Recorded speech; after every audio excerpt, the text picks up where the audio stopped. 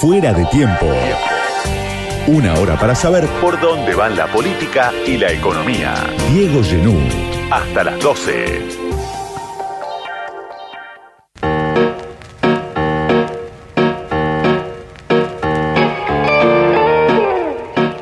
Rodrigo Núñez es profesor de teoría política en la Universidad de Essex, en Reino Unido. Fue profesor durante muchos años de la Pontificia Universidad Católica en Río de Janeiro y es autor de un libro muy interesante que se llama Bolsonarismo y extrema derecha global, una gramática de la desintegración, editado en Argentina por Tinta Limón, una editorial que siempre tiene contenidos también muy interesantes. Rodrigo, soy Diego Genú, gracias por atenderme. Hola Diego, ¿qué tal? Muchas gracias por la invitación. Gracias a vos. Vos hablas de una definición del bolsonarismo como una alianza de clases, ¿no? Que, por un lado decís, se promueve desde el poder, pero encuentra una afinidad en la base de la sociedad. La pregunta es cómo funciona esa alianza de clases entre la élite en Brasil y los excluidos. ¿Cómo logra su eficacia? ¿Cómo lo podés explicar? Bueno, la manera más sencilla de resumir a esta alianza sería que se trata de la alianza entre los que han desistido de esperar por las promesas de modernización de las relaciones de trabajo, de las relaciones sociales, de la relación con las instituciones, la democratización, etcétera, etcétera, de una parte, y de otra parte una élite que ni mismo pretende más fingir que estas promesas todavía son materialmente viables o que están políticamente disponibles. Pero la manera como se conforma esta alianza, cómo se produce esta alianza, es a partir, digamos, de la costura afectiva y discursiva de distintos elementos que están bastante repartidos en el tejido social en diferentes clases sociales. Por ejemplo, el conservadurismo social, el rechazo al feminismo y a los derechos LGBTQIA, etc. O, por ejemplo, en Brasil, un elemento muy fuerte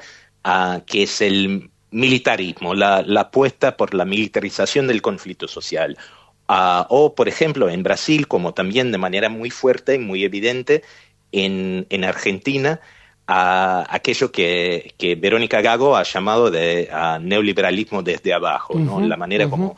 el neoliberalismo ha logrado reformatar la subjetividad mismo de los trabajadores más explotados para que ellos se vean a sí mismos como emprendedores, sí. Y así por delante. ¿Por qué la política, pensás vos, no se propone o no logra discutir de manera más eficaz con la autoridad del mercado de alguna manera, ¿no? Que es la que lleva a que muchos se piensen como emprendedores de sí mismos y piensen su lugar en la sociedad como una cuestión de todos contra todos, de tratar de obtener su lugar como dé lugar, ¿no? ¿Por qué la política no puede discutir con eso? Bueno, yo diría básicamente que hay dos distintas respuestas para esta cuestión. La primera es más bien ideológica, digamos, que tiene que ver con el hecho de que hemos pasado las últimas 4 décadas con distintos matices y de distintas maneras, pero siempre sea en la izquierda, sea en la derecha, bajo un consenso alrededor del neoliberalismo como, digamos, sentido común económico y de gobernamentalidad. Esto sería la respuesta ideológica. Más allá de esto, yo creo que hay una respuesta material que explica por qué a la izquierda le resulta muy difícil y la izquierda tiene mucho miedo de confrontarse a esta dominación ideológica del neoliberalismo, que es el hecho de que el neoliberalismo, como un conjunto de políticas a nivel internacional, ha resultado también en una exposición mucho más grande de los estados nacionales a la fuerza, a la potencia de las finanzas internacionales. O sea que para un gobierno aislado, es muy difícil ir en contra a este tipo de política o en determinado tipo de conformación, de configuración económica y de gubernamentalidad, porque podría muy fácilmente ser aplastado por sus credores internacionales, por el mercado internacional de crédito, etcétera.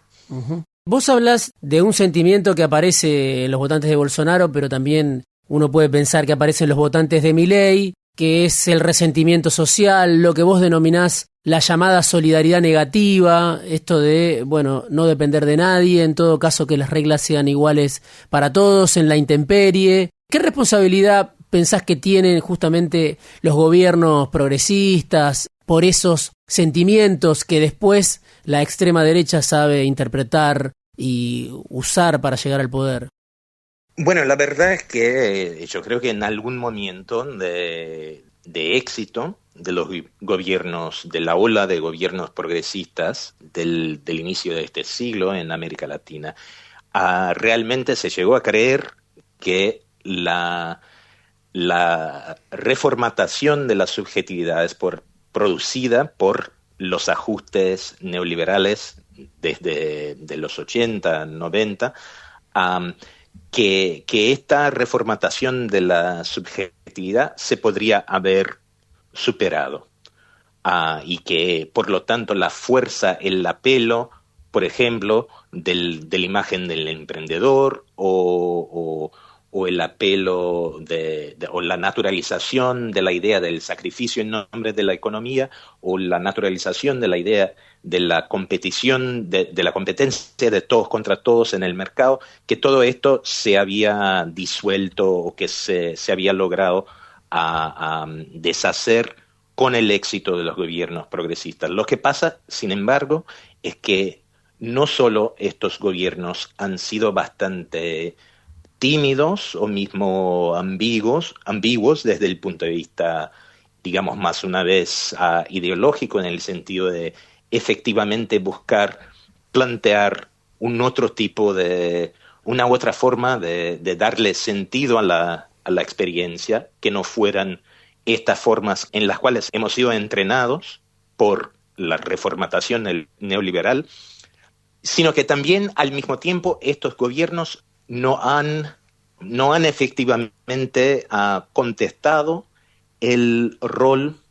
del mercado como, digamos, el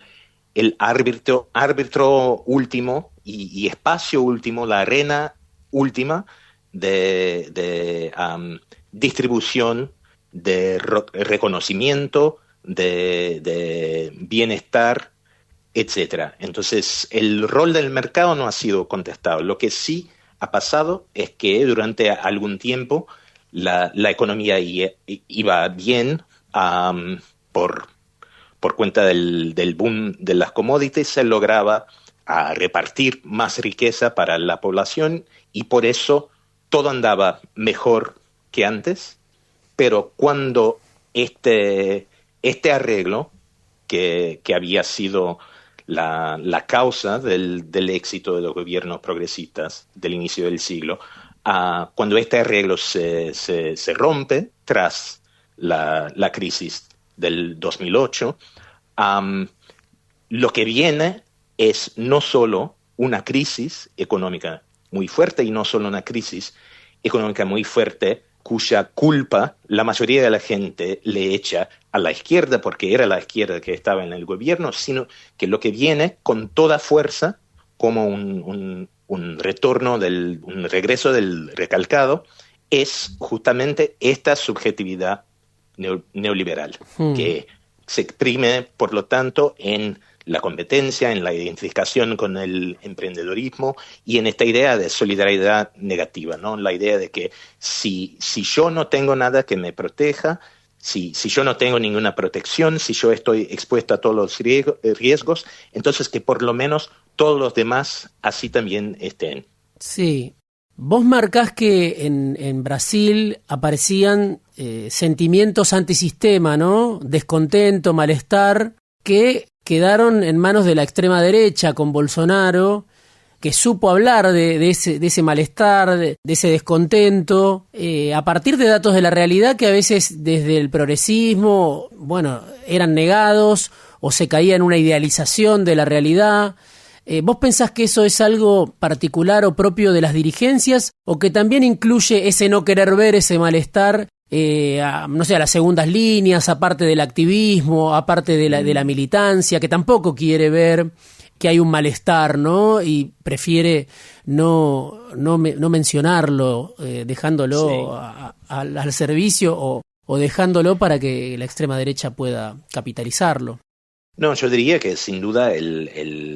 esta renegación, digamos, esta incapacidad de reconocer estas cosas está bastante difundida entre la mayoría de la izquierda o por lo menos, digamos, la mayoría de la izquierda que se ha identificado plenamente con estos gobiernos progresistas. Porque reconocer la legitimidad de algunos, seguramente no de todos, no de la misoginia o de la homofobia, pero reconocer la legitimidad de algunos de estos sentimientos antisistémicos implicaría reconocer también algunos límites intransponibles del tipo de política y del tipo de apuesta, de manejo de la economía nacional que se habían planteado estos gobiernos. Entonces hay seguramente, y yo discuto esto en el libro, hay un interés de parte de una parte grande de la izquierda en no ver estas cosas, justamente porque esto implicaría hacerse cargo de sus límites y de los límites de sus apuestas anteriores. Pero claro, esto es un problema muy grande porque mientras nosotros no reconocemos la legitimidad de algunos de estos sentimientos y que estos se originan en cosas que son no solo muy reales, sino que están muy difundidas en el tejido social, que son parte de la experiencia vivida de muchísima gente. Mientras nosotros no reconocemos esto y planteamos, por lo tanto, un otro tipo de apuesta política, la extrema derecha sí los reconoce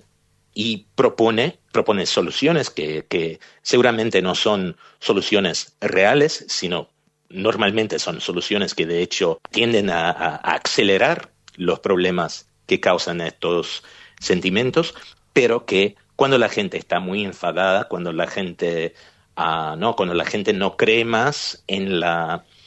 racionalidad del sistema, en la capacidad del sistema de darle respuesta justamente a estos sentimientos, el tipo de ruptura que propone la extrema derecha parece seguramente muy seductora. Rodrigo, hay otra discusión que se está dando en Argentina y me imagino que también se dio en Brasil, de la extrema derecha con el centro, ¿no? De hecho, en Brasil existe el centrao, pero vos decís, no es un centro, es algo que es un centro que fue movido por la derecha, que corrió las coordenadas, hay como un centro ideal, es un capítulo muy interesante en el que hablas de ese centro, con soluciones ideales, pero para un mundo que se radicalizó producto de la política de la extrema derecha. La pregunta es por qué el centro también fracasa en su intento de doblegar a la extrema derecha, ¿no? No solo fracasan los progresismos, fracasa también ese centro que dice el problema es que perdimos los consensos mínimos. ¿Por qué fracasan desde el centro también? Bueno, yo diría que los dos, sea la izquierda, sea el centro, fracasan en la medida justamente que tienen la intención de seguir como si las condiciones materiales de este consenso, justamente que yo llamo en el libro un consenso centrista, que sería justamente el consenso alrededor del neoliberalismo como forma de manejo, sea de la economía nacional, sea del sistema internacional, y que busca solamente darle diferentes matices, más social aquí o más conservador ahí. los dos fracasan, la izquierda y el centro, porque quieren seguir como si las condiciones materiales que volvían posible este consenso anterior o el arreglo que estaba sustentado por este consenso, quieren seguir como si las condiciones todavía existieran. Lo que pasa con el centro es que el fracaso del centro suele ser distinto del fracaso de la izquierda, porque el fracaso del centro suele ser menos una derrota política propiamente dita y más bien una forma de hedging, ¿no? Una forma de apuesta doble, o sea que el centro apuesta en sus candidatos, pero también apuesta un poco en la extrema derecha, también busca reciclar los temas que plantea la extrema derecha, busca apropiarse de algunas ideas o de algunas prácticas de la extrema derecha y al final puede mucho más fácilmente adaptarse a la presencia de la extrema derecha al poder. De hecho, lo que se ve hoy es que partidos que antes serían considerados más bien como de derecha moderada en todo el mundo, como por ejemplo los Tories y los republicanos en Estados Unidos, estos partidos se vuelven cada vez más partidos de extrema derecha. Estos partidos han sido, el centro se ve cada vez más fagocitado por la extrema derecha. Rodrigo, me estoy quedando sin tiempo, pero te hago la última pregunta, que vos mencionás también que la extrema derecha desafía los límites de lo posible, pareciera ser que es la única que lo hace en el actual mapa político, mientras hay un consenso realista que vos decís es irreal, ¿no? Porque la realidad cambió. ¿Podés explicar eso? ¿Es la extrema derecha la que desafía la realidad o el consenso realista al que se abrazan otros, pero que no tiene la misma eficacia, ¿no? Sí. Sí, normalmente cuando se habla de realismo político, de hablar o de actuar de manera realista en política, lo que se quiere decir es un realismo en relación a lo que es aceptable a la gente en algún momento dado, ¿no? Se dice, por tanto, que una tal política no es realista porque la gente no está preparada para esto. Y por lo tanto hay que proponer cosas que serían realistas, o sea, cosas que sean aceptables a la gente. Bueno, ya ahí hay un problema muy grande porque al final la política, me parece, sí que es una cuestión de respetar a la opinión de la gente, pero al mismo tiempo es una cuestión de principios y por lo tanto necesariamente no de doblegarse a la opinión de la gente, pero de buscar cambiar la opinión de la gente y traerla cada vez más cerca de los principios que nos parecen, que nos son caros, que nos parecen los mejores. Pero entonces, además de eso, hoy día, cuando hablamos de realismo, por ejemplo, que los impuestos, imponerle impuestos a los visionarios sería irreal, porque desde los años 80 la idea de aumentar los impuestos es una idea irreal desde el punto de vista político. Bueno, esto no reconoce que la realidad ha cambiado en el sentido de que hoy, tras todas estas décadas en que, por ejemplo, hacer crecer los impuestos era considerado irreal, el resultado que tenemos hoy es un crecimiento explosivo de la desigualdad económica y por lo tanto también de la desigualdad política, o sea, hay cada vez menos gente con una capacidad mucho más grande de influir en los rumbos de la política. Y además, cuando decimos, por lo tanto, que lo que habría que hacer, lo único que hay que se podría hacer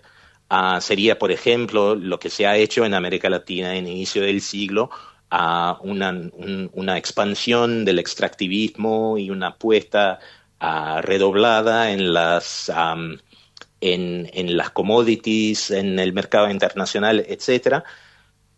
se está ignorando también una otra realidad y un realismo que no es en relación a lo que sería posible o aceptable para la gente, sino lo que es necesario, que es, sobre todo hoy, el realismo cuanto a la crisis ambiental, el realismo cuanto al calentamiento global y el hecho de que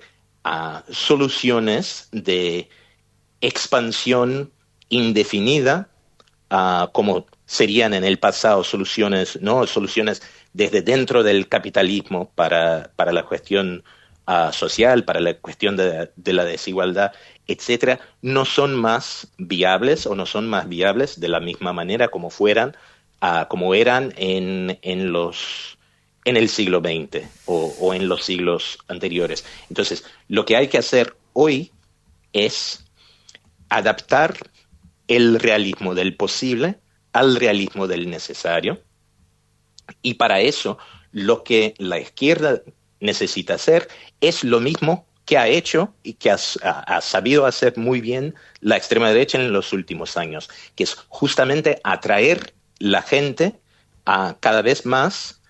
hacia sus propuestas, hasta sus principios, hasta sus ideas, y no simplemente a hacer lo que ya es aceptable, proponer lo que la gente ya piensa, porque esto no va a hacer nada más que mantenernos en el mismo sitio. Y si nos mantenemos en el mismo sitio, la situación hoy es que si nos mantenemos en el mismo sitio, crece la extrema derecha. En todos los escenarios en que nosotros no estemos intentando cambiar las cosas muy radicalmente hoy, la tendencia es siempre que crezca la extrema derecha. Rodrigo, te agradezco muchísimo por este rato en Fuera de Tiempo. El libro es muy interesante, Bolsonarismo y extrema derecha global, una gramática de la desintegración, editado en Argentina por Tinta Limón. Fuera de Tiempo. Una hora para entender la política en este mundo inestable. Diego Genú. Hasta las 12.